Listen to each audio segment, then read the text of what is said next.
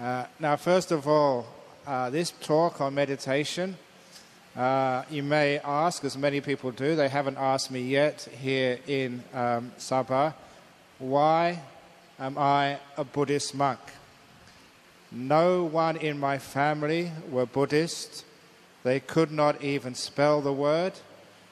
And it was just a matter of good fortune. I picked up a Buddhist book and started reading it and realized I was a Buddhist. But the biggest change in my life came when I did go to Cambridge University in 1969 at the age of 18.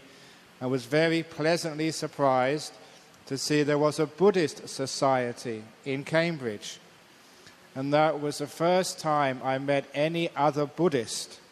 For 2 or 3 years, I thought I was the only Buddhist in England. I didn't know where to find anyone else.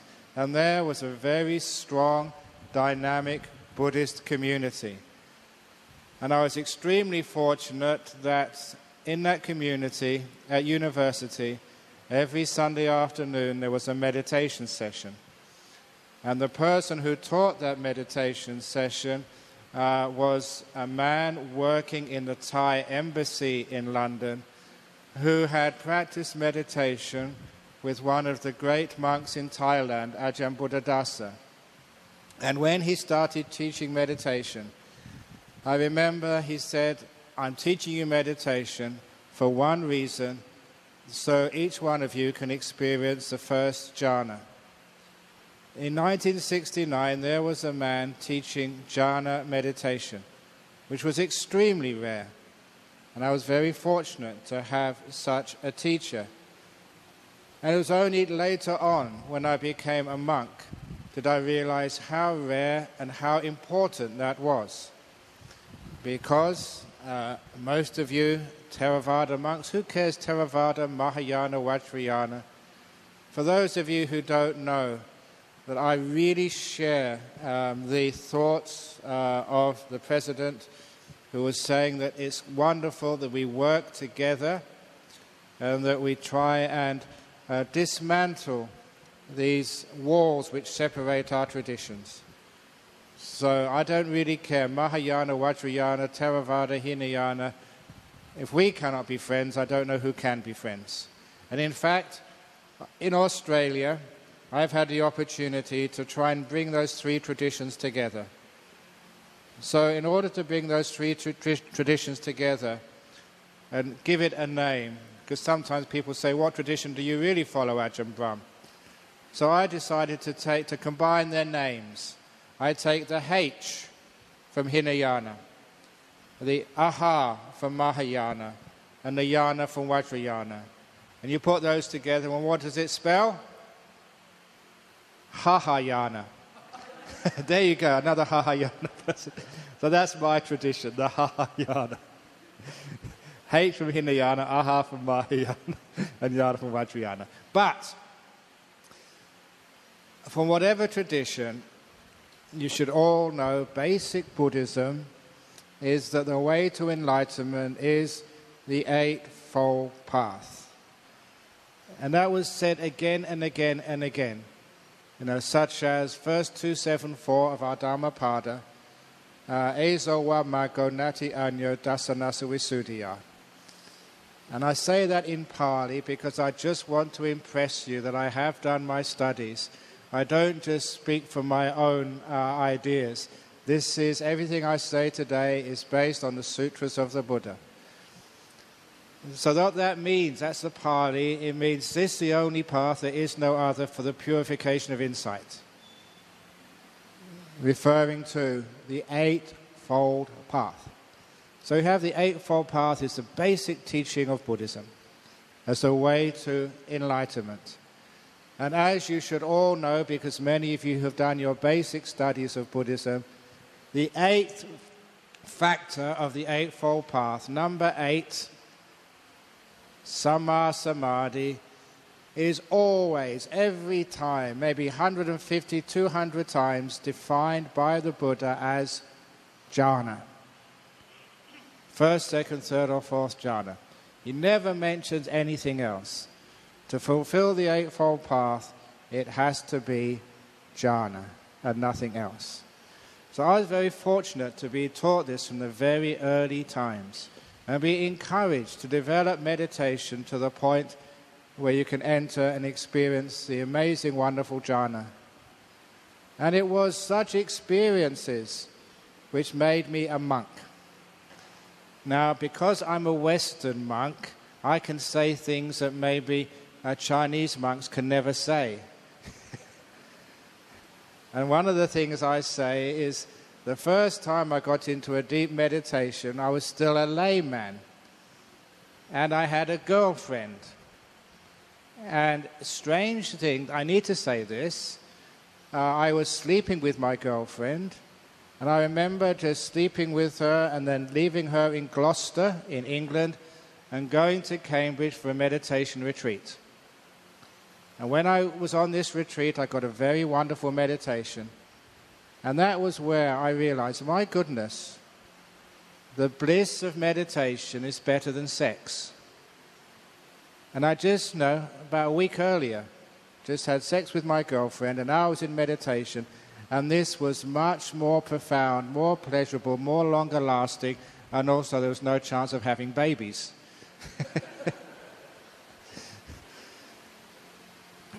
Now, of course, that really surprised me.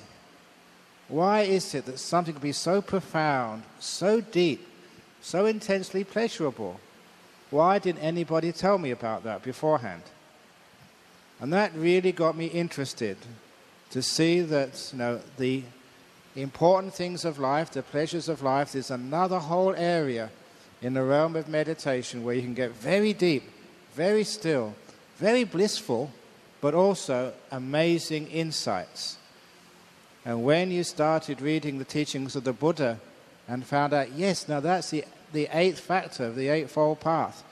It's important, it's necessary if any of you want to become enlightened.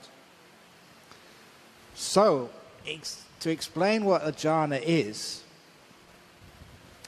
and explain how this meditation works, last night I gave a little simile.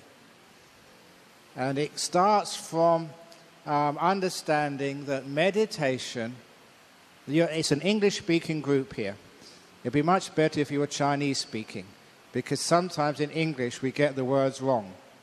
For many, many years, we've called meditation concentration. That is a very bad translation.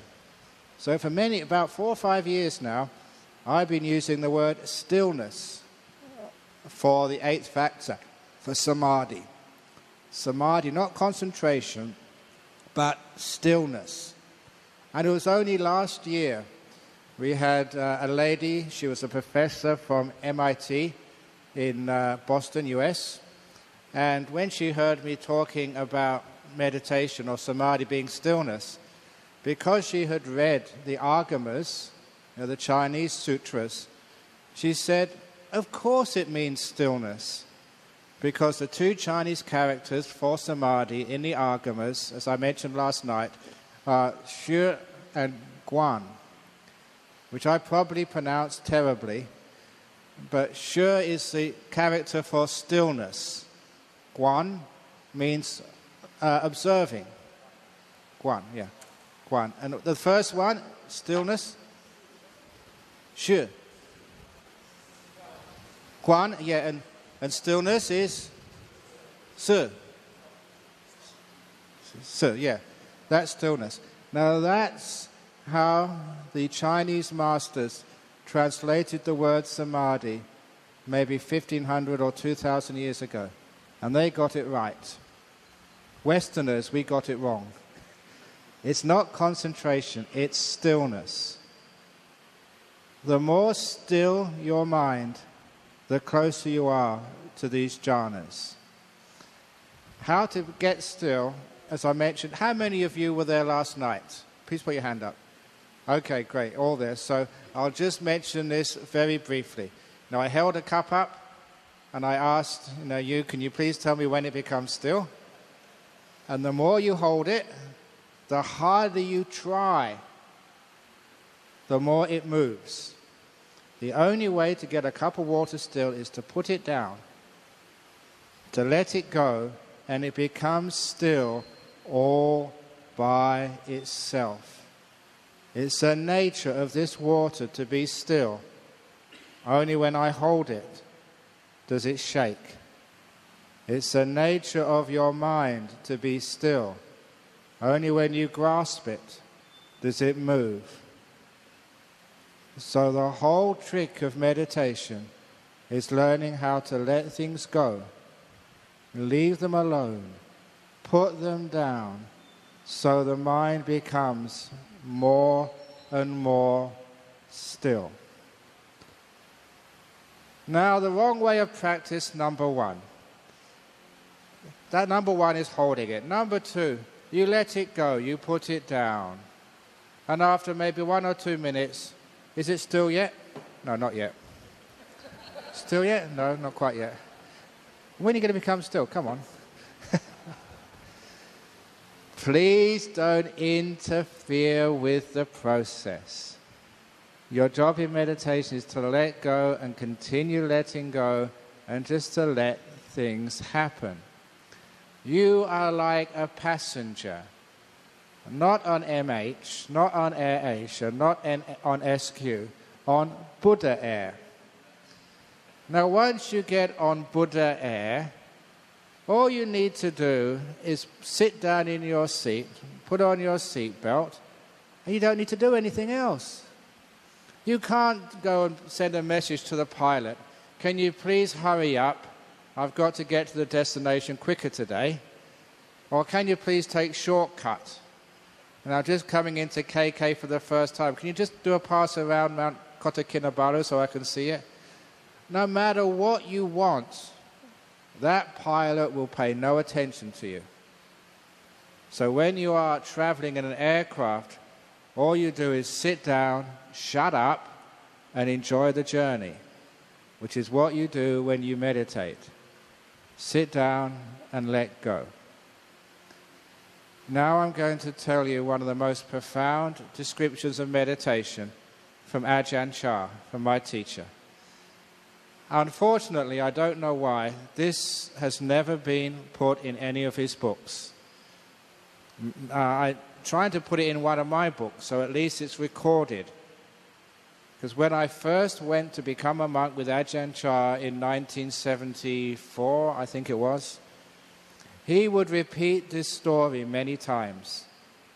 And then he'd stop talking about it. He never repeated it, but I remember the first year he kept saying that his monastery in the northeast Thailand was a mango orchard. There's no mango trees there. I wondered what he was talking about. And he said in that monastery, those mangoes were planted by the Buddha. Now I realized he was making a simile. And he said those mangoes were planted by the Buddha many hundreds of years ago. Now all those trees are mature, and in every branch there was very beautiful, delicious, sweet, ripe mangoes. Thousands of them, he said. And you monks, he told us, don't need to climb the tree to get a mango. You don't need to shake the tree, nor do you need to throw a stick up to get the mango to fall. You monks, because of the wisdom of the Buddha, all you need to do, he said, to get a mango is to sit under the mango tree, hold out your hand, and a mango will fall. I thought that was crazy. You've seen mango trees. If you sit under a mango tree and hold out your hand, you'll be waiting there for hours, maybe days, before one falls. And if it does fall, it's more likely to fall on your head than in your hand, at least with my luck. But obviously he meant something much more profound. He said, if you want to achieve a jhana or enlightenment, you must not shake the tree. You must not climb the tree or throw things at the tree. Your job, open up your heart, your mind. Be still and all these things will fall into your palm. And that's exactly what happens. Many, many, many times I have lay people on the retreats which I teach getting into jhanas for the first time by accident. Well, a good example is this girl from KL who was teaching a retreat, I think it was in Phuket, and she was meditating and meditating, trying her best, and after 9 days got nowhere. For those of you who've meditated, you may understand what she felt like. Really getting up early, putting lots of time meditating, but never actually getting much peace. So she gave up. But there was another hour before her taxi came to take her to the airport. Another hour before lunch. And after lunch, she was going to the airport to fly back to KL. She had an hour to kill. So she just sat down and meditated. But the first time, she wasn't expecting anything. She was just killing time. And after the meditation, she came up to me, squatting on the floor with her hands up. Ajahn Brahm, at last, I've got something in my meditation. She got her first deep meditation. It was very sweet to see. And it was also because for the first time, she really let go. She climbed on the aircraft, Buddha Air, and stopped making demands, stopped asking for things. She had let go. In the Buddha's teachings, just before the Buddha became enlightened, he went to the river Niranjara. He put his bowl in the river and made a resolution: if I am to become enlightened, may my bowl flow against the current, against the stream. And those of you who know your story of the Buddha will know that that bowl floated upstream against the current. It was a sign the Buddha was going to become the Buddha. But also, it was telling you how to become a Buddha, to go against the stream of craving. To go against the stream of craving does not mean craving to stop craving. It means going in a very different direction. I've already told you that the way to get deep meditation is to let go. So some of my stupid disciples in Australia, okay, I've got to let go. They close their eyes, come on, let go. Let go. Come on, let go. Let go. Let go. Now, of course, that's not letting go. That's trying to let go. What I mean is letting go of trying. Taking this little thing inside called your will, calming it down so it gives no orders. It gives no commands. You are mindful, one, and still. Shh. If you can do that, you're on the path to meditation. Because what happens when things are still, they disappear. Have you ever noticed that when there's a sound of, say, the fans, now you can hear it. Maybe a minute or two ago you weren't conscious of it. Because the sound doesn't change, our mind stops hearing it. Our brain is only wired to notice things which change. If they are still, they disappear. And a good example, when you do meditate and you close your eyes, you may notice what you see at first is the inside of your eyelids. It's dark. But because that does not change, after a while, your sense of seeing turns off. It stops. You're not seeing blackness anymore. You're not seeing anything. The sense of seeing has stopped. It's just a function of the brain. If you're sitting perfectly still, if nothing is moving, your body disappears. That's what's meant to happen. So many times you're sitting there and you can't feel your legs or your bottom or your hands or anything. That's fine. That's what's supposed to happen. Because nothing is moving, it vanishes. Listen, there was a Malaysian couple living in Perth, and they told me once they were so focused on the movie they were watching at home that everything else disappeared. They were totally focused on the movie. And once the movie was finished, one of them went up to go to the toilet. The other one went up to make a cup of tea. And only when they got up, they noticed that several things were missing from their house. Even just behind them, many things had disappeared. And they soon realized a burglar had been into the house and had actually been right behind them and taking things from the shelf right behind them. And they hadn't heard anything. You know why? Because they were totally focused on the movie. And everything else had disappeared. This is how things disappear. When the mind is focused and still on one thing, everything disappears. So the way to become still is a very well-traveled path.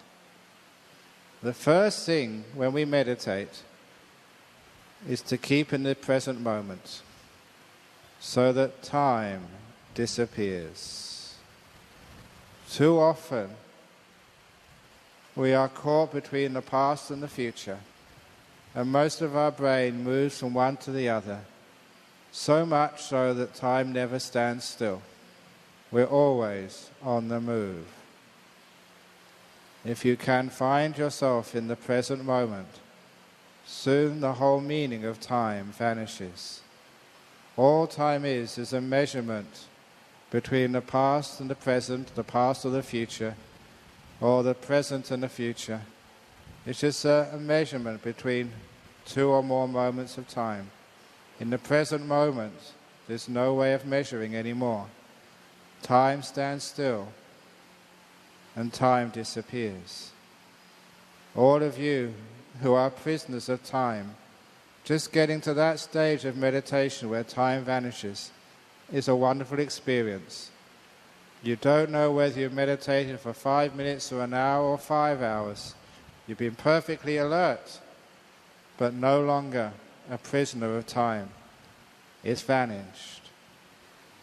The next thing which vanishes is your thinking. We think far too much. Our mind moves. But when the mind becomes still, all that thinking vanishes. I will now show you what I mean. As I am speaking, I also want you to be aware of what's happening inside of your own mind as I speak. Because as I'm speaking, you will begin to notice that there are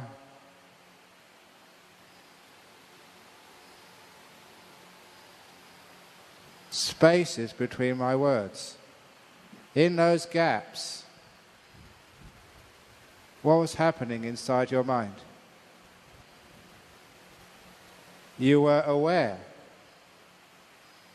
but not saying anything, not thinking. There it was again. That is called silent awareness. You're perfectly alert, but no inner chatter. Understand? Why don't you just experience that again? Or many of the business of your life, because it still vanishes. You feel a great sense of freedom. So then, because you're sitting still, you can't feel the legs after a while, the hands, the body or the head. You know the one thing which keeps on moving, no matter how you sit meditation. There's still one thing left which is moving. Your breath, your lungs are still moving, which is why in meditation, even if you don't try to watch your breath will appear to you. Time has disappeared, the inner commentary has disappeared, the body has disappeared because it's still, it's not moving. The breath still moves.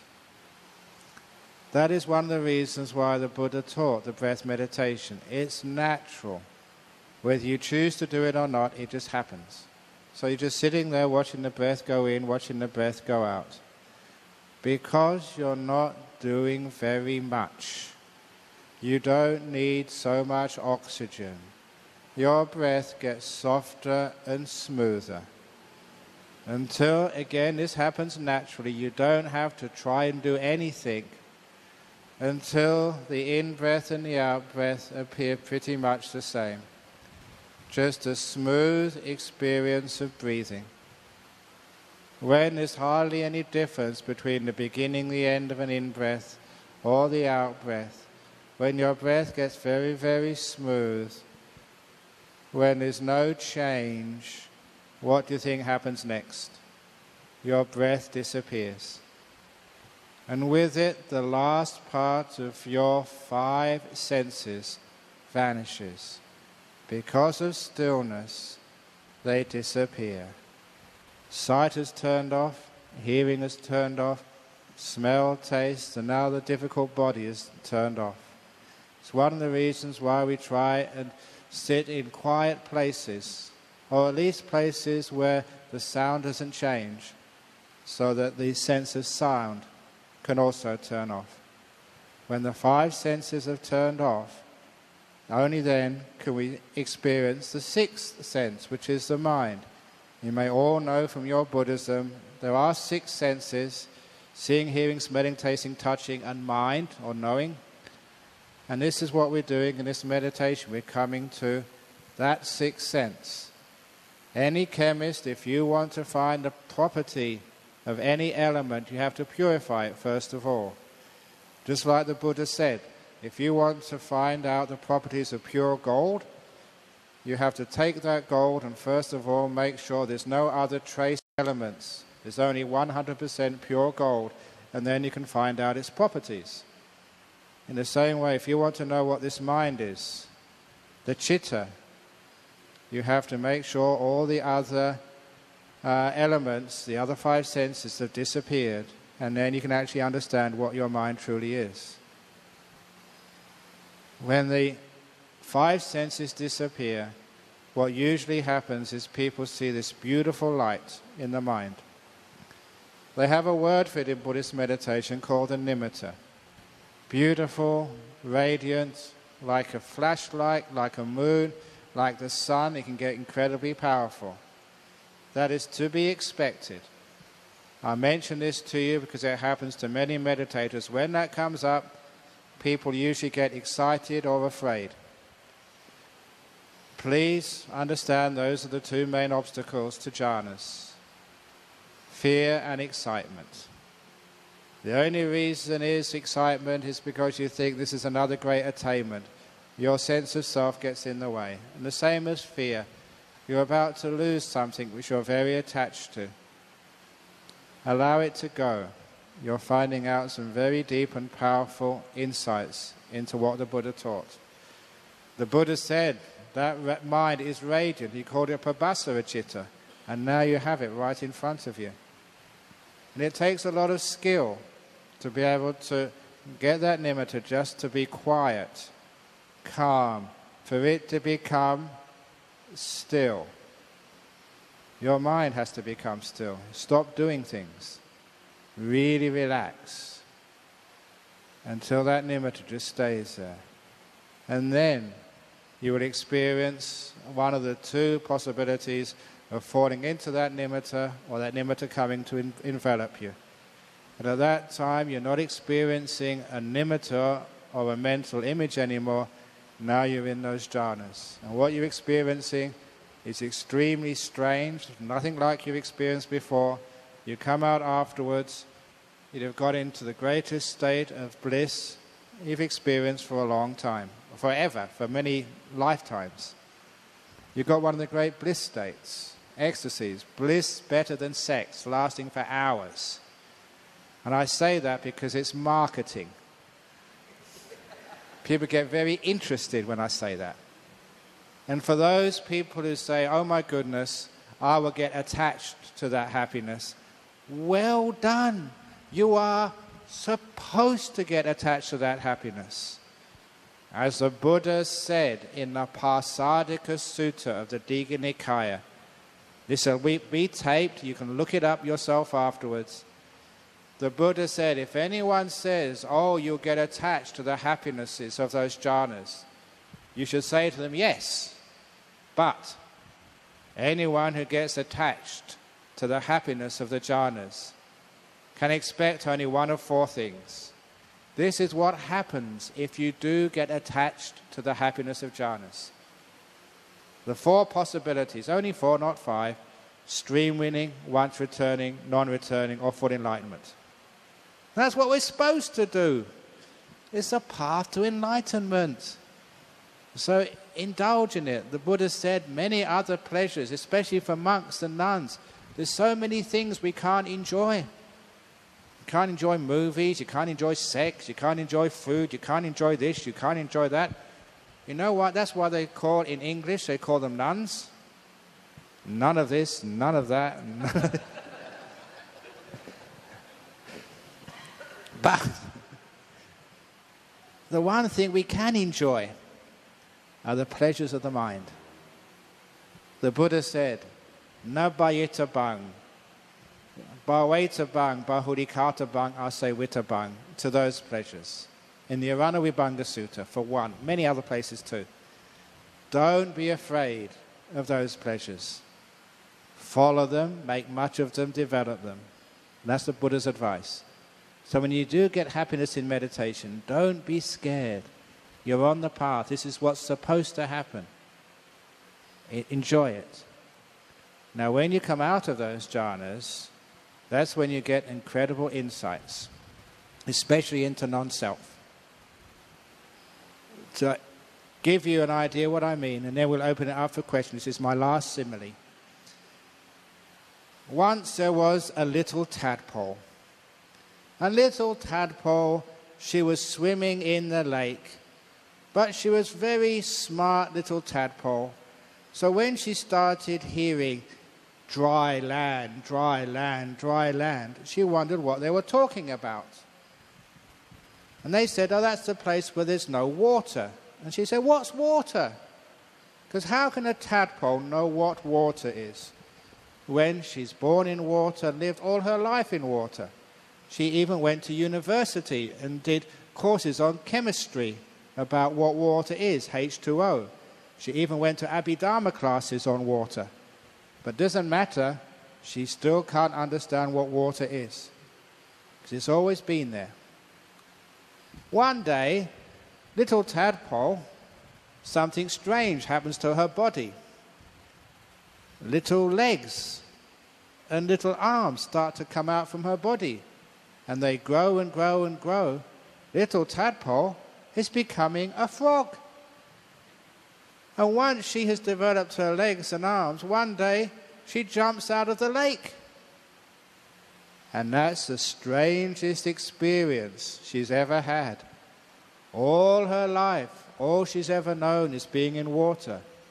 Now something which was always there, so much she never noticed it, has now vanished. It's disappeared. Now little tadpole knows, that's what water was. The thing which is no longer there. That is the wonderful simile for the insights which happen from jhanas. Do you think you can really understand your body, what it is? You can learn from all the monks and nuns about the nature of this body. You can become a professor of medicine. Still, you don't really understand this body because you're always in it. You've never known anything else except being a woman, being a man. One day, you grow your little meditation legs and you jump out of the body with its 5 senses. Now you know what this body is. You know one of the first things you realize? This body is a pain in the neck. It really is suffering. I mean, big time suffering, much more than you can imagine. And that's one of the reasons why when you get into jhanas, it's bliss. Just like you've let go of this very, very, very heavy burden. Just like you've been carrying a backpack, a rucksack on your back all your life, as long as you can remember, so much you've got used to it. And now you put it down for the first time. Oh, this is so nice. No, wait, I'm free at last. That's what it's like to let go of the body. That's the main reason why that you have the happiness and bliss in the first jhana. It's called Vivekaja Sukha. The happiness, the bliss, born of viveka means separation from the 5 senses and this body. When you get into a second jhana, now you're really blissing out. This bliss is even more. You think that the first jhana is the best you can possibly ever have. But this is more bliss, 1,000 times more bliss than even the first jhana. And there you really are still, like a rock. Nothing moves. You can't even come out. You're stuck, blissfully stuck, having a time of your life. You know why? There's something you call the will, the choice, the person who you think chose to come here today, the person who just scratched his forehead, the person who just scratched his nose, the woman who just scratched her hair at the back, the one who's scratching his nose right now. Did you do that? You think you did, but actually, sir, you did not. That was an automatic response. It appeared like it came from you. But what happens in the second jhana? The will has totally vanished. Now you know what that will is. You can't know a thing when it's always there. A fish can't understand water. A frog can, because it can get out of the water. You have now left will. Now you know what it is. Nothing to do with you. This is one of the scariest teachings. In Singapore many years ago, I was giving all the teachings like I gave last night.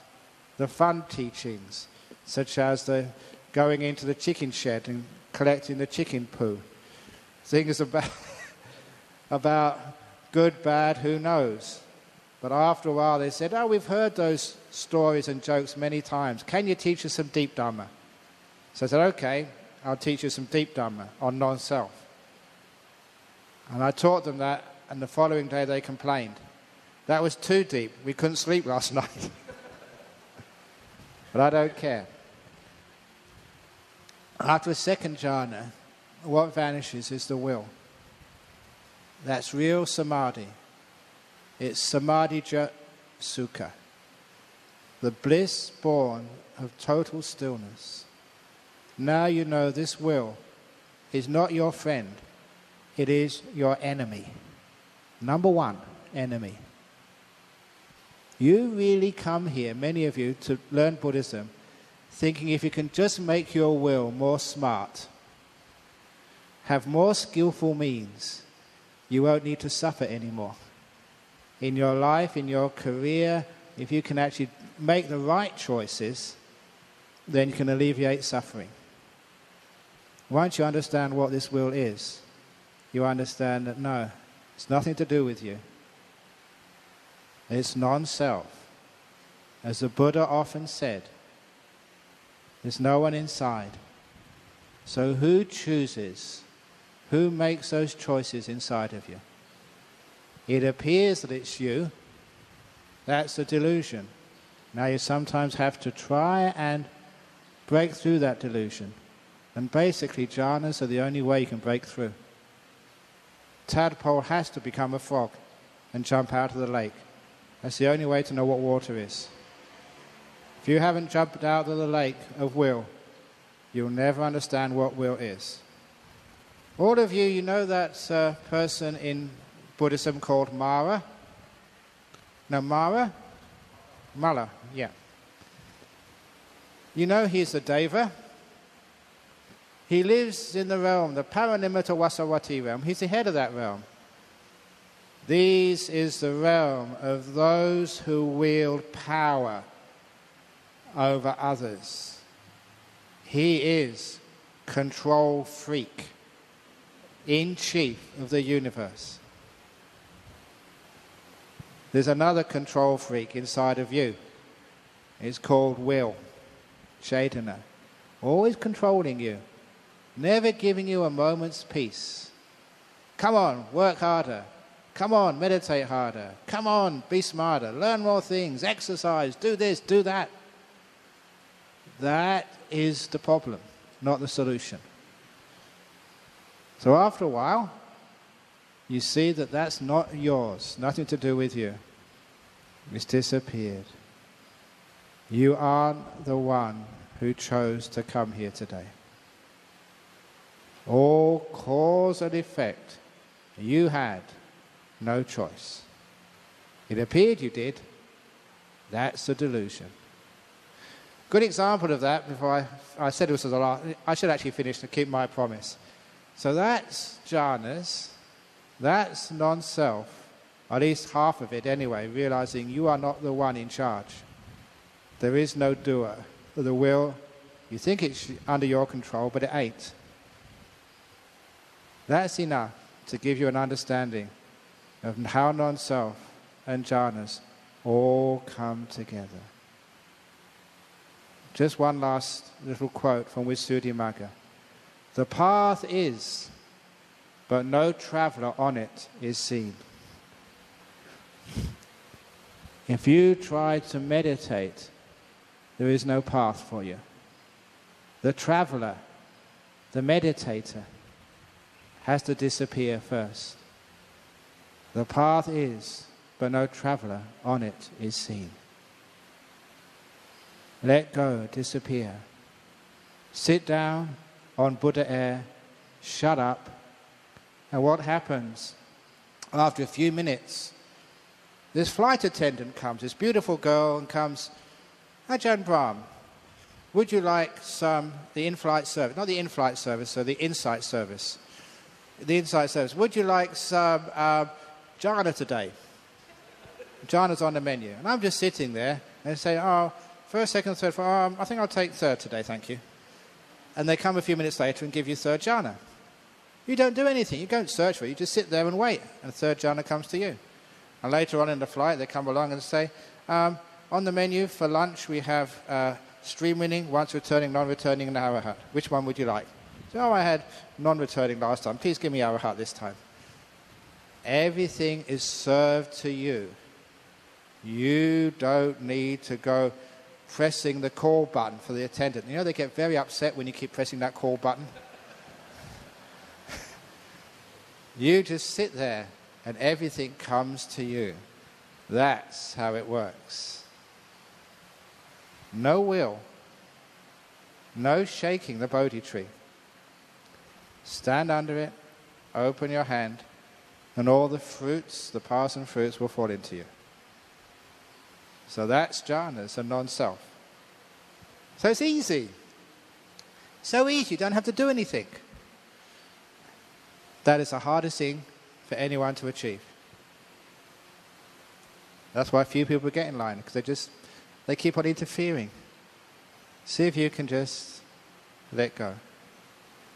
Okay, so now it's supposed to be done with discussion, and I've done most of the talking.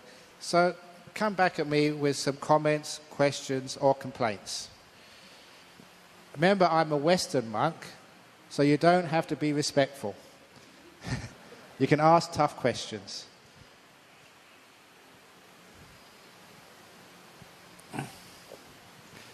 Yes, thank you.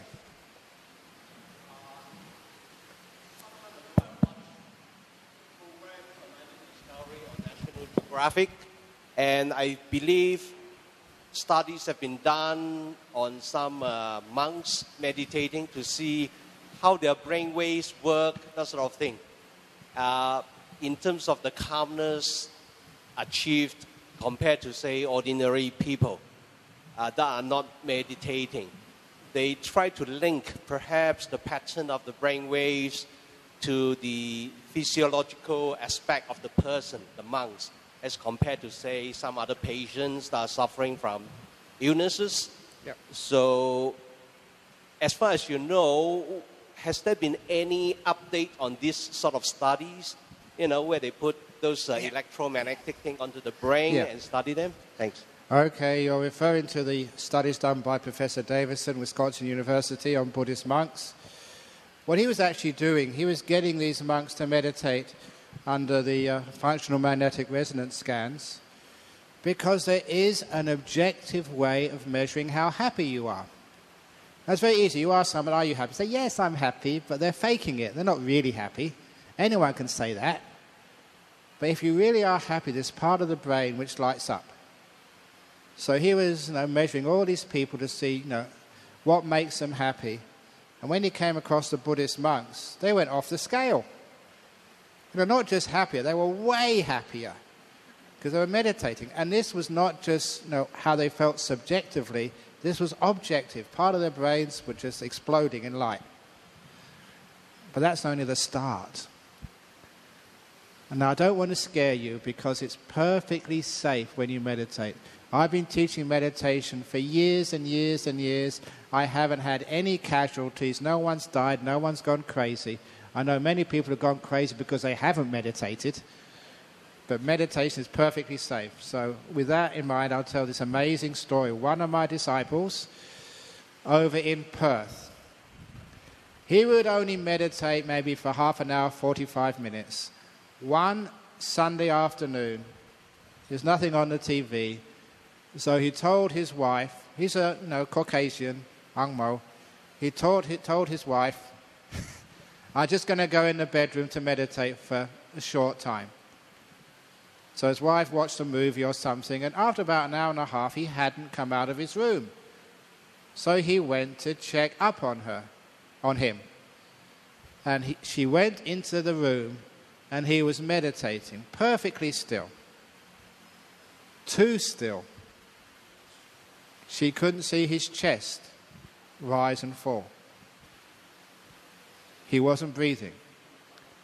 So straight away she called ambulance. Within 5 minutes, the ambulance arrived with the sirens wailing.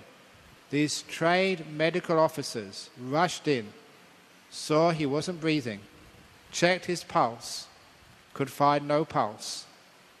So put him in the stretcher and raced to the hospital with the sirens wailing. Going through all the red lights. It's an emergency. There was no sign of any heart activity. So they rushed him straight into the emergency room, and you may have seen it on the TV, all these people rushing around you, strapping this on you, strapping that on you. They put on the ECG, measuring any heart activity. Flat line. Ding, ding, ding, ding, emergency. I've been told it doesn't go ding, ding, ding, but still I say that because it makes it more fun to relate. It was a flat line. And then they put on, any doctors here? Doctors here? Okay, very good. And then the EEG as well. Another flat line. No brain activity, no heart activity. It was very, very lucky that the person on duty that afternoon had come from India as a boy. Now, with his parents had migrated to Australia, and he'd done well at school, become a doctor, and he was on duty in the emergency room. Because he was from India, he had heard that some yogis, through deep meditation, had managed to suspend all their life activity. And he knew from his wife that he'd been meditating, so he thought this may be such a case. So he put on defibrillators, these pads which pass electric shocks through you, which again, they'll make you jerk up from the hospital trolley. Many times, according to his wife, they tried to get his heart started through defibrillation. Nothing worked. Until he decided to come out of his meditation. He opened his eyes, he bent up, beep, beep, beep. All the monitors were normal. And he looked around, what am I doing in here? I was in my bedroom. And the doctor gave him a thorough examination, could find nothing wrong with him at all. So just discharged him, and he walked back home with his wife. Perfectly healthy. Now that is what it's like to get into the real deep meditations. It's not the brain activity gets, well, it does become different, but soon you get so still. Not just the heart stops, so does the brain. Perfectly still. With no damage at all to the body. He's still alive, that was many years ago. Perfectly healthy. Now that is weird. Because it was not done under laboratory conditions, it was just happened by chance. And it's not really recorded. But nevertheless, that is what happened. And I asked him, what was happening during that time? Could you feel those defibrillators? No. Could you hear those sirens? No, no, no, no. No, couldn't hear anything. So were you unconscious? He says, no. The most wonderful experience of my life. So peaceful, so still, so much bliss. I was having the time of my life. So that is what it's like. So that's latest research. That's secret research. But you don't have to worry. Some people say they get scared when I say things like that. You don't need to be scared. It's great fun. Enjoy it. Take it from me. I'll give you money-back guarantee. You'll survive and be a much better person. I don't mind giving money-back guarantees because no one gives me any money, so I've got nothing to lose. Okay, next question. Yeah. Over here. Ajahn, the one we saw on TV, Astro, the wonder boy from Nepal, went to deep meditation for days and ends and months. Yeah. Disappeared into the jungle, but he didn't eat anything, didn't drink anything, and so on. Yeah. Is that the sort of meditation we are talking about? That tells me that that's the sort of thing which happens in jhana. Very, very deep meditation. So your body gets very still and peaceful. The amazing thing, this is experiential. I don't know, it'd be great to do research on this if you can ever get someone to get into jhana in a laboratory. Most people are not interested in doing such research. But you always have incredibly powerful health benefits. Sometimes, I'm getting old now, I'm just over 60. Sometimes when I sit down, I get sore knees or sore back. It's just my body wearing out, just nature. But if you get a very deep meditation, you can sit there for 4 or 5 hours. And when you come out, there's not an ache in the body. Everything is incredibly relaxed. And it doesn't really make sense. If you think half an hour you're aching, an hour you'll be in agony, 4 or 5 hours they'll have to send you to hospital, give you pain injections. But no. In deep meditation, the body gets incredibly relaxed. And so much so that you come out afterwards, you feel like you can run a marathon. So it always has very, very, very positive health benefits. Why? I don't know.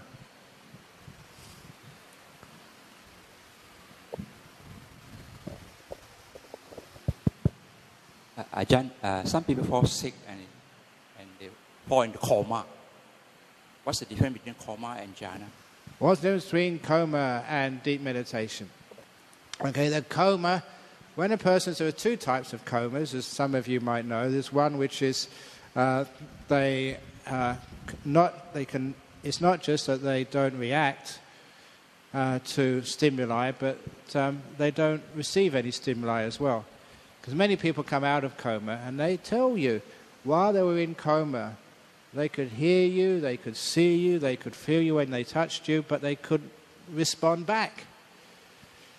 There's one of these ladies over in Singapore that she was in a coma, and she said, I can understand this as a meditator. What brought her out of, she said she went to a very, very dark place, but she was basically unconscious. What brought her back was what she thought was the sound of a temple bell, and that brought her back into her body. The last of the five senses which turns off is the hearing. Even when you're on the edge of jhana, hearing can disturb you. The body is reasonably easy to let go of, but hearing, that's the tough one. So it's actually hearing brought her out of the coma. And then she was back in her body, in the hospital, but not able to speak or to move any part of her body. And soon, she had the experience of her sons visiting. Now, she was a Chinese girl, and the doctor telling the sons, there's no hope of any survival for your mother. I brought you here to ask permission to turn off the life support and let your mother die. And she was hearing this. And she was saying, I'm just trying to say, I'm still here. Don't turn off the life support. I'm still alive. But she couldn't say anything.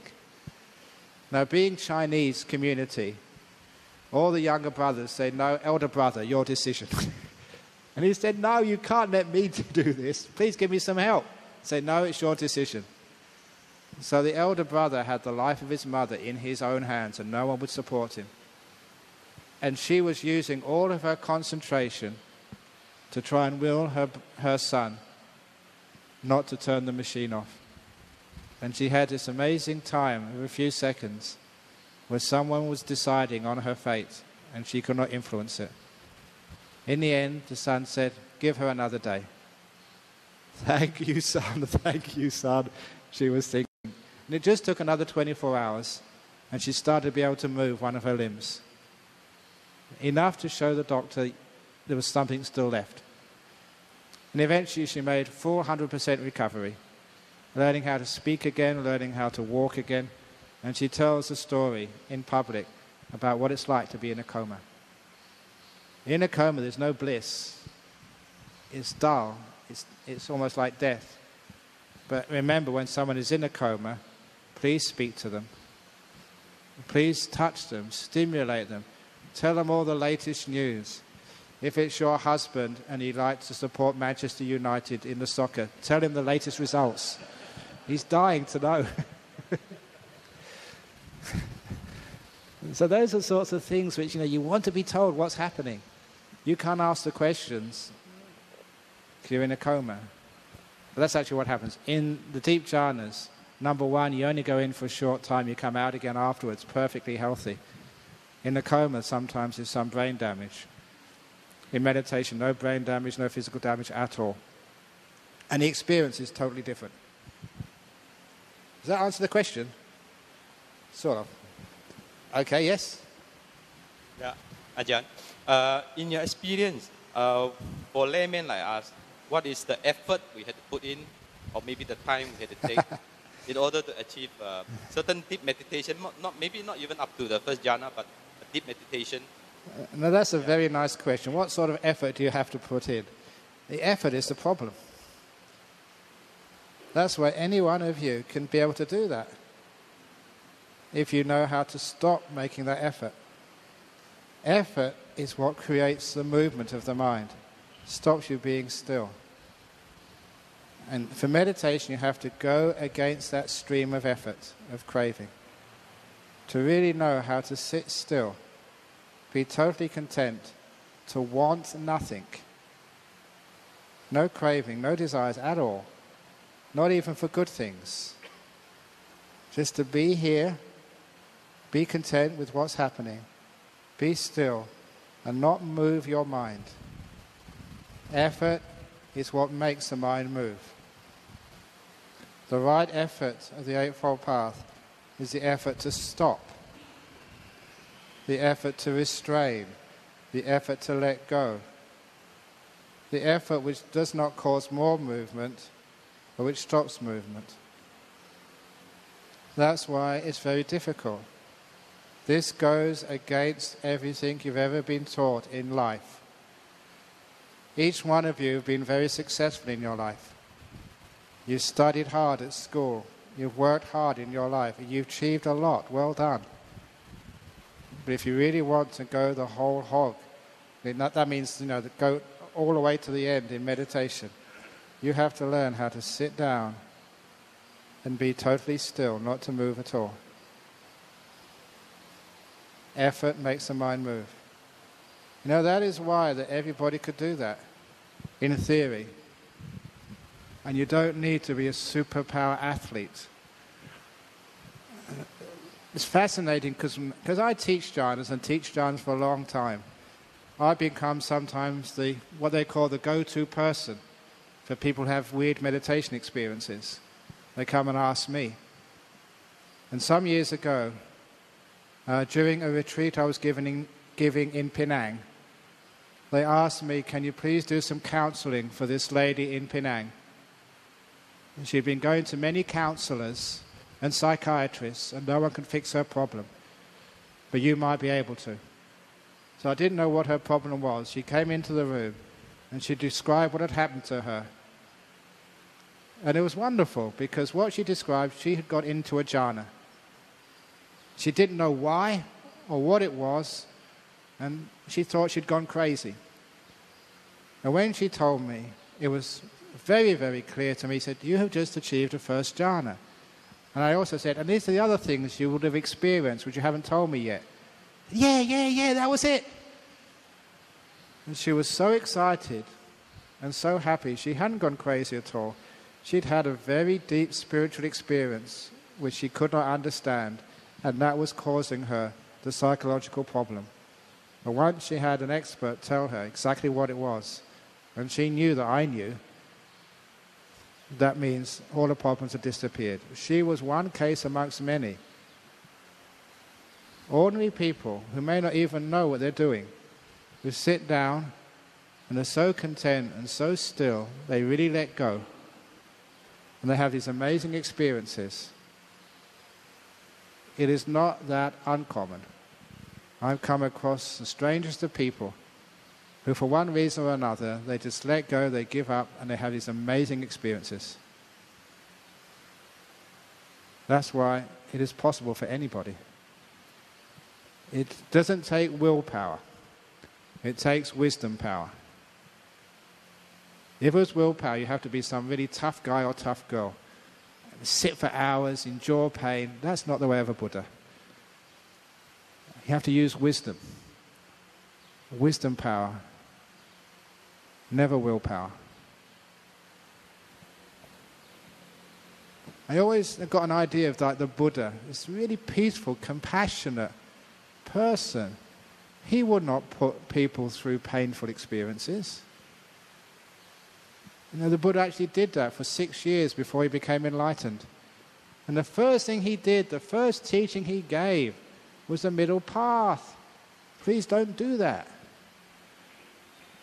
So don't put so much effort in, it hurts. Don't do that. That's not the path of Buddhism. Use wisdom power, never willpower.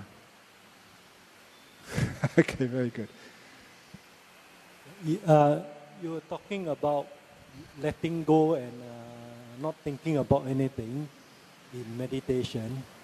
But when you are sitting down for more than half an hour, your body starts aching all over. How do you not try to think about it and not feel it? Very good question. You're sitting meditation, the body starts to ache after half an hour. What should you do? Thing to do, move. It's all right to move the body. And you don't have to sit on the floor in full lotus to get enlightened. Sit on a chair. There are many, many of my disciples over in the West who meditate on chairs and get wonderful meditations. Because they're not used to sitting on the floor. Maybe your grandparents, your parents were used to sitting on the floor because we didn't have that many chairs in the old days. But today, when you got chairs in your house, you go to work, you sit in chairs on aircraft. And I was thinking of, on Real Buddha Air, I'm going to start an airline. We have no seats. You just sit cross-legged on the floor. That way you'd be able to get twice as many people in. 2 stories in just an ordinary sort of 717 or 777. Just sitting cross-legged. All these stupid chairs. You're able to get many more people in. So it could be real, it's Air Asia, should be, really Air Asia, sitting on chairs and having squat toilets and go for the works. Anyway, so yes, if, what was I going to be saying there? So what was the question again? I just lost track. How you sort of that's right, the try pains in the not body, to think about it when you feel the pain all the time. That's right, yeah. Well, the thing is, the first few minutes you never feel pain. When you first sit down, it's nice and easy. So that if you can actually focus sort of on letting go pretty quickly and sooner let the body disappear, there's no problem at all. Do you watch soccer on TV? How long does a soccer match go on for? Well, you have to move because it hurts. Or a movie. Look, if you're really enjoying yourself, you don't feel the pain in the body. And I know some people, they can watch a movie 2 hours and they don't move. Ask them to meditate after 10 minutes. Oh, it hurts. Oh, I've got to move. Oh, I've got to get up. So what's the difference? If it's a movie or you're watching the soccer, it's very interesting. You're enjoying it. And it's the joy overcomes the aches and the pains in the body. It's a very good point, which I haven't brought up yet. As you let go more and more, as you meditate deeper and deeper, happiness just comes up little by little. You start to enjoy meditating. And once you start to get the piti sukha, the joy of meditation coming up, then you don't feel pains in the body, you're just having a good time. I've heard that sometimes, like sports people can break a leg while they're playing soccer, and they don't feel any pain at all. Because they're so focused on the match. Only afterwards, it really hurts, and they found they've broken their leg. If you're focused on something you enjoy, you don't feel aches and pains in the body.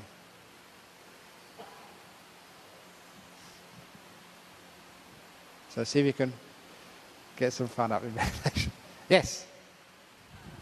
Oh, it's out back. Oh, hang on 1 minute, we get a microphone coming.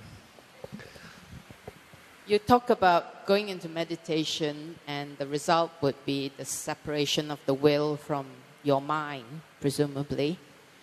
I'm just wondering, how does one go forward after achieving this bliss that you are describing? And my second question is, it sounds like when you get this bliss, it's you. It's just you and it will not affect anybody else. Then how does one get on with everyday life? Okay. You are separating yourself. It means then that there is no human relationship, no need for it, because you have the bliss all by yourself. Okay. First question first. It's answered by another simile which I made. Using an old metaphor, life being like a journey. So your life is a journey, and I called it like a bus journey. So imagine you're sitting in a bus, and sometimes your driver goes to very beautiful scenery, beautiful waterfalls and forests and mountains and seascapes. And you ask your bus driver, please slow down, I want to enjoy the happy moments. And you find your bus driver actually speeds up. And then you get to some very unpleasant scenery. Toxic waste dumps. Sort of places where there's been like Fukushima reactor disaster areas. Unpleasant places to see. And you ask your bus driver, please speed up, get out of here. And you find your bus driver slows down, even stops. That's a simile of our life. the happy times don't last as long as they should. And the unpleasant times last longer, too long. And so you want to find out your bus driver, your will, and teach your will how to stop when it's happy and accelerate away when it's unhappy. But first of all, you have to find the bus driver's seat. The seat of your will. Who's in charge? Who asked that question? Who is this? The way you find that out is again through meditation. So eventually you find your bus driver's seat. And that's where you get a great shock. You find the bus driver's seat is empty. There's no one sitting there. So what do? This is a question you answer. Once you find out the bus driver's seat is empty, what do? You go back to your seat on your bus and you stop complaining. There's no one to complain to anymore. In other words, you have happy times, fine. They last long, they don't last long, fine. There's no one to complain to. Life gets a bit difficult, have a bit of suffering in life, fine. When there's no one to complain to, that's called the end of desire and ill will. So that's the first thing, what happens? You stop complaining anymore. So how you relate to things is not a selfish thing, there's no self in there. So the result of that is not just me becoming blissed out. There's no me in here. There's no separation between us anymore. As long as there's a me, then there's a you. Where there's no me anymore and there's no you, all that's left is us. So we share the bliss. Obviously, there's nothing else to do. And so the result is not you become selfish, detached or lonely. Once the Buddha became enlightened, he went out to teach. Helped so many people, a blessing to the world. So that's what happens. And it's not detaching the will from the mind, it's just understanding what this will is. I'm not saying there is no will. Of course there's a will. I'm saying it doesn't come from you. You are not in control. It appears that way, but it's not.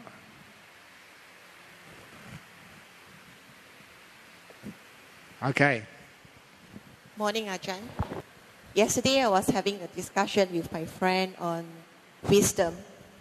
As I was sharing about how incidents where someone's trying to irritate the situation, and I understand what is wisdom. I try to control my anger, and I just allowed the guy to do whatever he needs to do. And this is a friend of mine, is a doctor. He said, "Oh, you are suppressing your anger. That's how a lot of people are suffering from depression." So I said, "Yeah, you're right. But how shall from the Buddhist term, how shall I talk to him? Because to me, I find that I understand what is wisdom, and I know how to control on the situation. But when he asked me, I don't think so I can talk to him." Thank you, Ajahn. Now you can say, should the US Marines suppress their anger in Afghanistan and Iraq? I think many people say at least they should stop a lot of their aggression. So it's very good to suppress things which cause harm to our community. It does not cause depression. It causes peace. It causes harmony. Should we suppress the robbers, the rapists, and the violent people in Sabah? Should we suppress them? Of course we should. So there are many things in our mind that we should suppress. The psychology says, yes, suppress them, but don't stop with suppression. Suppression just means putting a boundary around your activities of body, speech, and mind so we don't hurt ourselves and hurt others. It does not lead to suppression. What would lead to depression? Depression comes from people who become control freaks big time. You control, control, control. And look what happens in our modern world. The reason why there's more depression today than ever was, ever, because we have to work so hard to get by. And you know what it's like. You work so hard and sometimes obstacles come up, and it means you have to work harder. You have to really get your energy together and really put everything you've got into something. And you work harder, you get frustrated, you get angry. That uses up so much energy. Much more energy than people have been using before. And after a while you just burn out. And burning out, that's called depression. You've just got nothing left anymore. So usually what happens, control leads to frustration, leads to anger, leads to desperation, and then depression. Restraint is good, but don't stop with restraint. When you restrain, understand what anger is. So first of all, don't express anger. Number 2, understand it. Number 3, it disappears. So you're not restraining anger anymore, you just got no anger left. You have to start with restraining, then understanding, and then it's gone. Does that make sense? But look, whoever said that is not a psychologist. You have to restrain. Is that okay? Yes, another question. Ajahn. Okay, yeah, the man over there afterwards, yes. Very good. On your talk today, would you help us to summarize what we need to know if we want to practice your advocacy of letting go meditation? Easy. You're holding the cup, put it down. Let it go. Be content. Happy to be here. Make peace, not war, with your mind. Be compassionate to things, not angry at your mind. Let things be.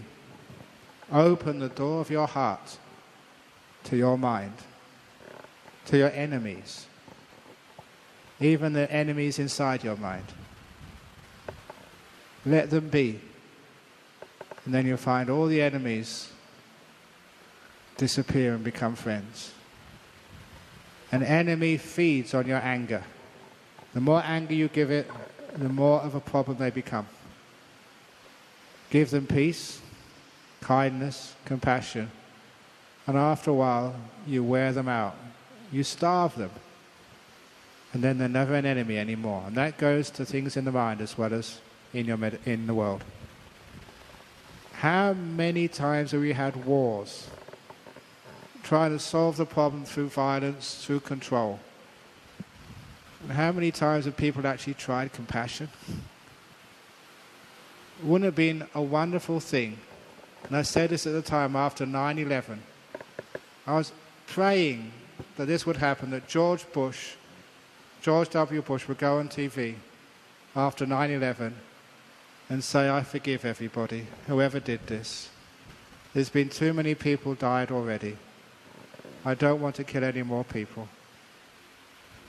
Whoever, whatever organization was responsible for this tragedy, the United States will not retaliate. I forgive on behalf of the American people and everybody else who suffered under 9/11. That would have been fantastic. Imagine what that would have done in the world. One day that will happen. So basically, any one of us can just go back tonight, just sit down, find a quiet place, and start practicing letting go. Any other instructions other than that? Basic meditation is second factor of the Eightfold Path. Who knows what the second factor of the Eightfold Path is? Come on, all of you people go to Dharma school. Right? Right thought, right intention, that's the two. And there are 3 types of right thought. Who knows the 3 types of right thought or right intention? First one is Nekama Sankappa. which is thoughts, intentions of letting go, renouncing. Second one is avayapada sankappa, thoughts, intentions of kindness. And the third one is ahingsaka sankappa, thoughts, intentions of gentleness. That's an important part of the Eightfold Path. You're doing these things to let go, not to gain something, with kindness, with gentleness. That applies to meditation especially. So when you meditate, let go, be kind, be gentle. That's all you need to do. Whatever you're experiencing in meditation is not important. How you are experiencing it is very, very important. So remember, just sit down, just let go. Sometimes I say, make peace, be kind, be gentle with whatever you're experiencing. That's how you get deep meditation. There was a gentleman in the back there, so maybe the last question and then... Oh, we've got plenty of time, yeah. Yeah. There we go. Obviously, meditation is good. But can meditation be substituted for normal sleep? Because sometimes when you have a deep sleep, or maybe even deep meditation for half an hour, it feels as if you have slept for more than 6 hours. You feel very fresh. So from your experience, can you enlighten us? What's the difference between deep sleep or deep meditation? And if I were to tell my wife when she say go to sleep now, I say, no, I'm meditating for another half an hour and I can make it up easily 5 or 6 hours. Thanks. That's very true. That meditation, your brain is becoming very still, very peaceful, which means that the main purpose of sleep, to regenerate the brain, is being achieved through meditation.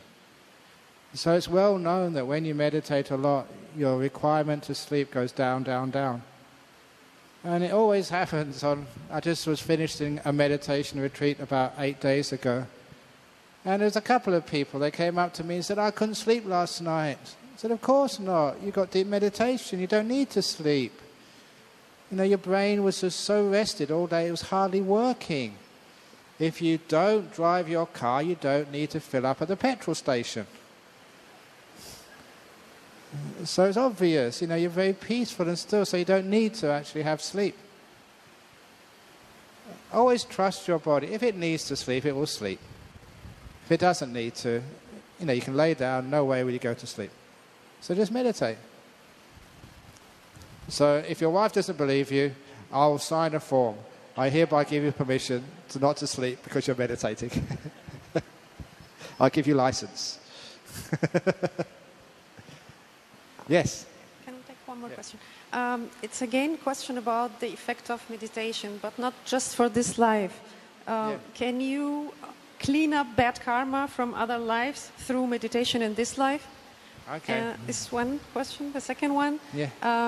You mentioned that when we have reached the deep meditation, there is no self anymore. There's no I, but there are we.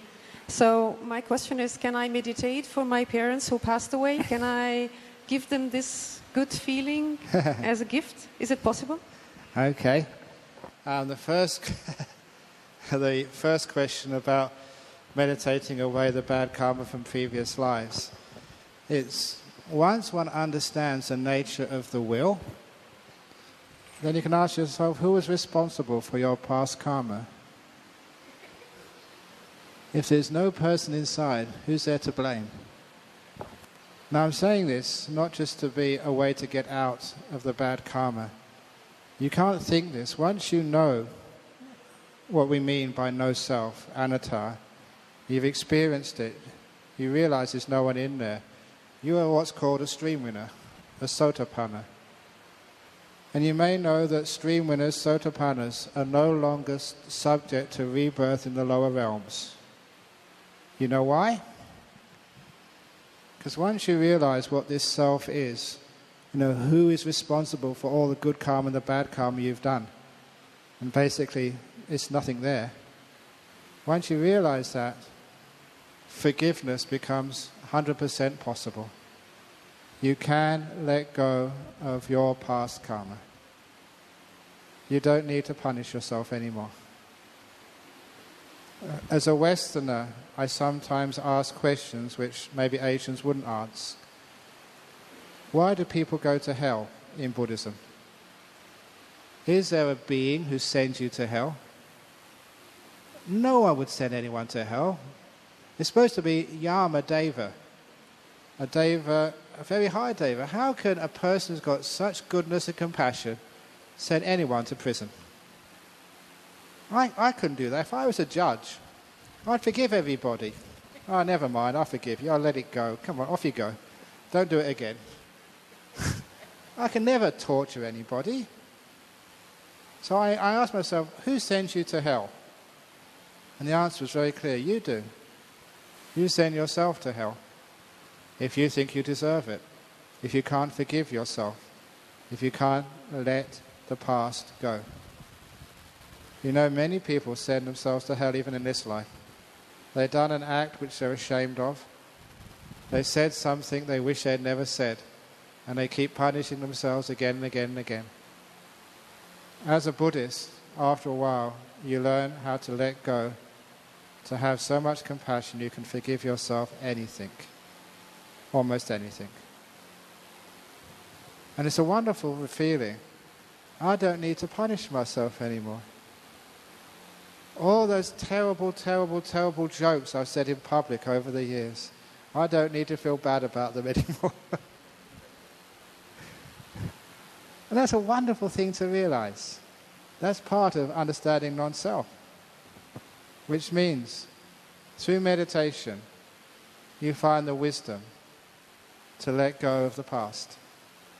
That's how you overcome your bad karma. It's just this realization, I can let it all go. That's a wonderful realization. You feel so absolutely free. No more any bad rebirths. And for your parents, sometimes my mother, she's what I call half dead. She has dementia. I went to visit her last month, but she can't remember me. She doesn't know who I am. And my father died a long time ago. But I know it's supposed to be a Buddhist thing, but I think it's a common human trait. We have gratitude and love for our parents. So I often think of my father. And the way I can repay my debt to my father and my mother is by being a good person, someone they will be proud of, someone, if they could see me today, will be so happy. That's my son giving a talk in Sabha today. Oh, I'm so proud of him. Do things which your mother and father will be so proud of. And then, if they did look upon you, they'll give them so much happiness. That is the way that our good karma is transferred. And sometimes beings reborn in other realms, they do take a peek and see what we're doing. And when they see you being a really good daughter, they think, wow, she's such a good girl. And it makes your mum and dad just weep with joy. And that's where the good karma gets transferred.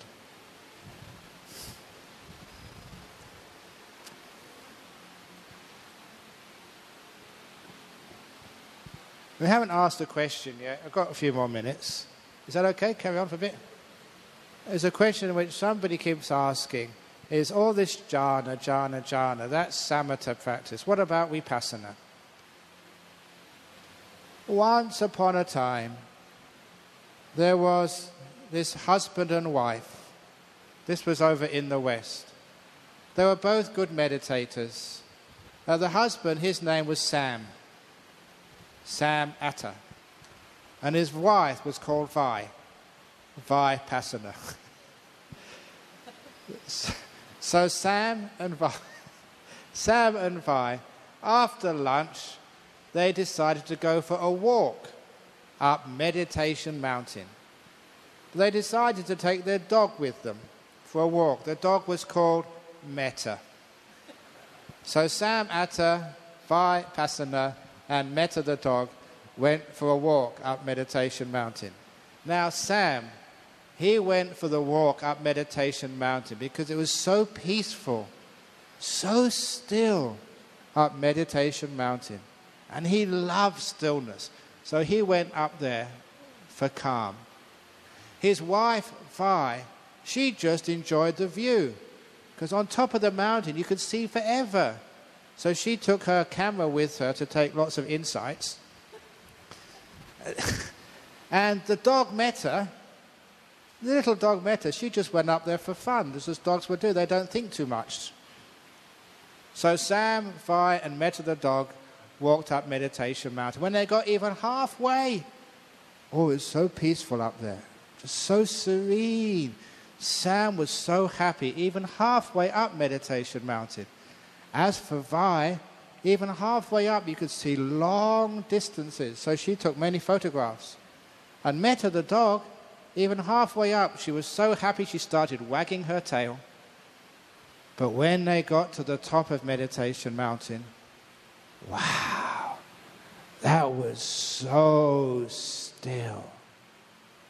Sam was just so happy. Experienced the bliss better than sex on top of Meditation Mountain. So still. But you know, Sam had a pair of eyes too. So he could also enjoy the great view. You could see everywhere. Vi, oh, she could have such wonderful views. It was such a clear day. She was taking so many insight shots on her camera. But you know, Vi, she could also experience the peace and stillness up there. It was so quiet. And Meta the dog, even dogs have eyes. She could see the insights. And even the dog could experience the great stillness up there. But she had so much metta, she was wagging her tail like it's going to fall off and running around in circles like dogs do when they're very happy. And the reason is because on top of Meditation Mountain, yes, there's calm, yes, there's insights, yes, there's metta, because they all coexist on the top of Meditation Mountain. You may think you're meditating for peace, for calm, but you'll also find deep insights and lots of metta on top of Meditation Mountain. You may think you're just doing insight meditation, but when you get the deep insights, you'll also experience the calm as well, just like Vi did, and also have lots and lots of metta. And if you're just doing it because you're following the path of compassion, on the top of Meditation Mountain, if you develop your metta, you'll also find, deep peace and wonderful insights. Because Meditation Mountain, metta, insight, jhanas, all coexist. So there's no difference. It's not samatha meditation, it's not vipassana meditation, it's not metta meditation, it's just meditation, that's all. They all come together. Okay, very good. Honor. Okay. In the meditation which you have just told us, we have to let go. But there are many things in our for practical living. We have to focus and be focused and concentrate very hard, no, to achieve perfection. Now, does it mean we have to break our lives into two distinct portions, or how do we move seamlessly from one to the other? Once, another story. Once there was a man being chased by a tiger. Now there's two things to know about tigers. Number one, they eat you. You are dinner. Are there any tigers in Sabah? But anyway, the tigers can eat you.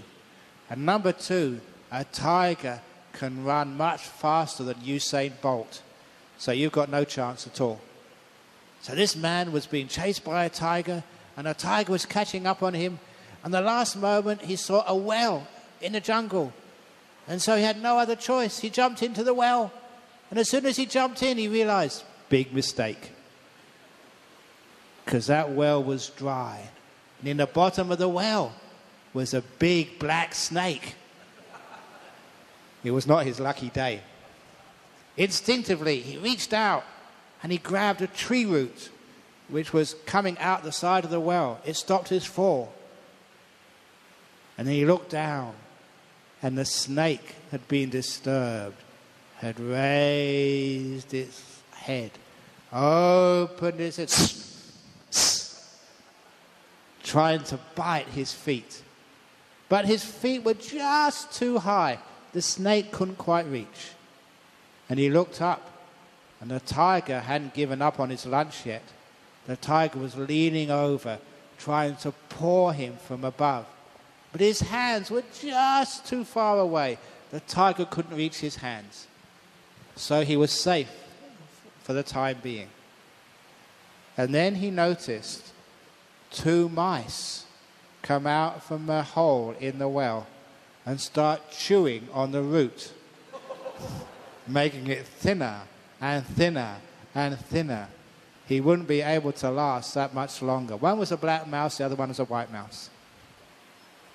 And because the tiger was trying to paw him, the back of the tiger was rubbing against the tree, making the tree shake. On a branch of that tree, just above the opening of the well, was a bee's nest. Don't worry about the bees were fine, but the honey started to drip out. And the man put out his tongue and enjoyed the honey. It was so delicious. And that's the end of the story. Now, I love that story. It answers the question because, look, when there's nothing to do, enjoy the honey. Yeah, okay, you've got a snake below you trying to bite you, a tiger above you trying to paw you, but it doesn't mean you can't enjoy the honey of life. So when there's nothing to do, let go. Just like that man. Now that's a very old Buddhist story.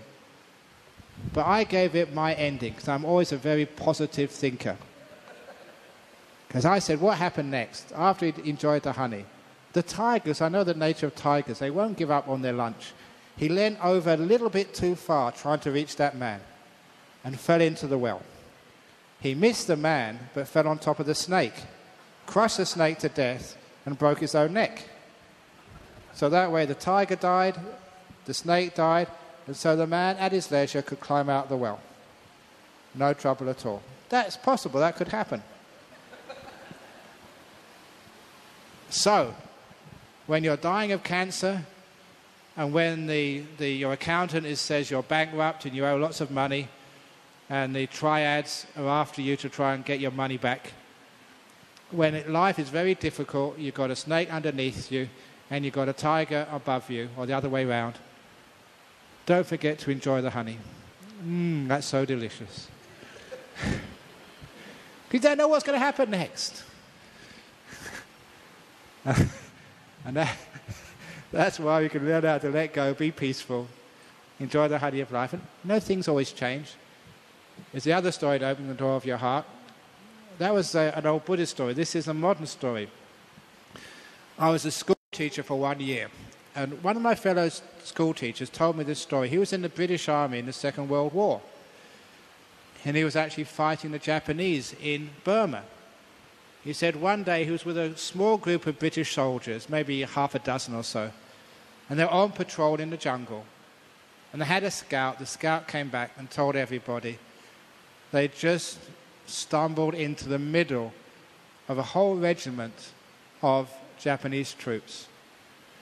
They were totally surrounded, vastly outnumbered. And he thought he was about to die. Now, this was war. And Japanese, many times outnumbered, totally surrounded. But if any of you have known anybody in the military, one thing they always say is no one can ever predict who the hero will be. Sometimes people, they're small people, they've never done much, but they're the ones who step up to the plate, as they say, and become the hero. And other the tough guys become the cowards. No one ever knows until you're faced with imminent death. But this fellow, he decided to be the hero. He asked his captain, I'll try and fight my way out. Who knows? We might get through. Chances are we'll all get killed, but at least we can take many of the enemy with us. Let's fight. And the captain said, no. We're not fighting, said the captain. Instead, I give you orders to all sit down and make a cup of tea. It was the British Army, after all. And we like our tea. I had a nice cup of tea. I had lots of tea here, very nice tea. So this fellow thought, this is a crazy. How can you think, even in the British Army, of having a cup of tea when you're at war, surrounded by the enemy, vastly outnumbered, about to die? And he thought it's the craziest thing he's ever done in his life, but he had no choice. It was an order in the army. So he made a cup of tea, thinking this would be his last cup of tea in his life. Before they finished drinking the tea, the scout came back, said something to the captain, and the captain whispered to the soldiers, put all your stuff away quickly. The enemy is moved. There's a way out. And they crawled through that gap in the surrounding forces, and they all escaped with no injury. And he said, what a wise captain that was.